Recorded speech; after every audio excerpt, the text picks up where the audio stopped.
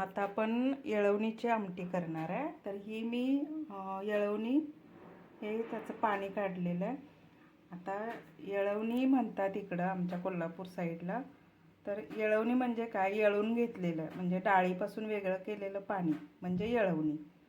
डाळ शिजल्यानंतर त्याचं जे पाणी असतं ते वेगळं करायचं, त्याला येळवणी म्हणतात. आणि ह्याची आमटी करायची, त्यालाच आपण कटाची आमटी पण म्हणतो.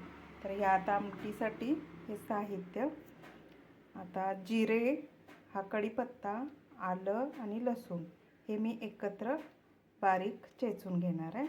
त्यानंतर हे खोबरं आणि कोथिंबीर, खोबरं आणि कोथिंबीर आपण वरून टाकणार आहे. आणि आमचं कोल्हापुरी लाल तिखट म्हणजे चटणी ती पण टाकायची. तर आता आपण कृतीला सुरुवात करूया, येळवणीच्या आमटीला. आता आपण आमटीला फोडणी टाकूया. तर मी इथं तेल तापायला ठेवलेलं आहे भांड्यामध्ये. आता थोडंसं तेल जास्त घेतलं आहे कारण कटाची आमटी आहे, म्हणून थोडंसं तेल जास्त घेतलेलं आहे.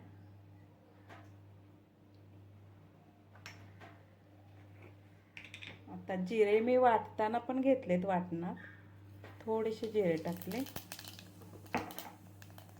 आता हे आलं, लसूण आणि जिरे आणि थोडासा कढीपत्ता पण त्यामध्ये टाकलेला.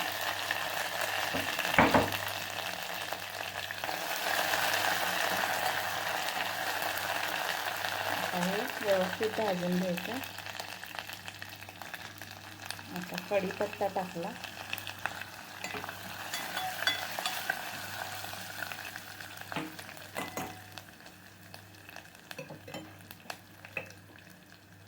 आता ही कोल्हापुरी चटणी,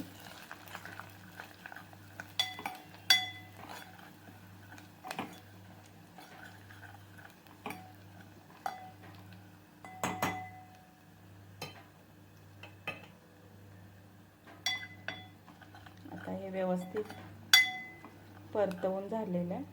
आता ही आपली हे येळवणीचं जे पाणी आहे डाळीचं ते आता ह्याच्यामध्ये टाकूया.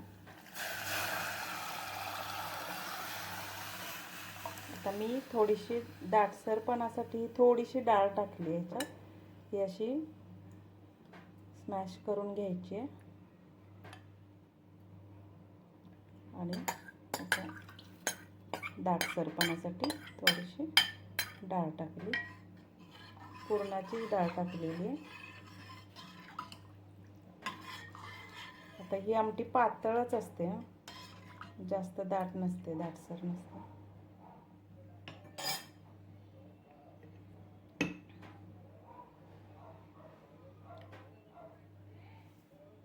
आता ह्याच्यामध्ये थोडंसं मीठ,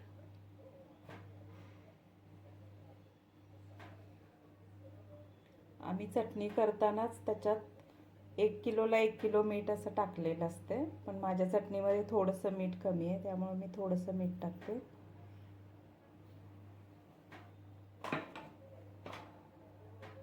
आता आपण वरून कोथिंबीर आणि खोबरं टाकूया. आता ह्याला उकळी आल्यानंतर खोबरं टाकूया.